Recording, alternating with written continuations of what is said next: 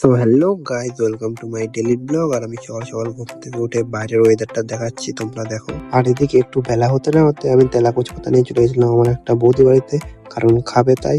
তারপর বাড়িতে এসে নিয়ে সকালে চাটা খেয়ে নিয়ে আমি আমার দিনের শুরুটা করি। আর একটু বেলা হতে না হতে আমি বেরিয়ে পড়েছিলাম সাইকেল নিয়ে একটু বাজারের দিকে, কারণ কাজ ছিল।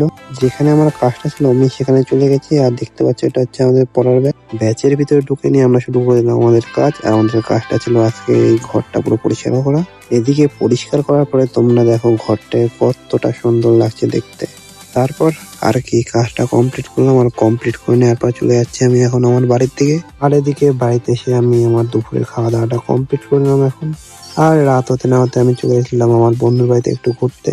সো গাইজ, আজকে নতুন ভিডিওটা আমার এখানে এসে ভালো লাগলে লাইক, কমেন্ট এন্ড শেয়ার করে দেবেন। নেক্সট ডে আবার নতুন ভিডিও আসবে। So tata guys.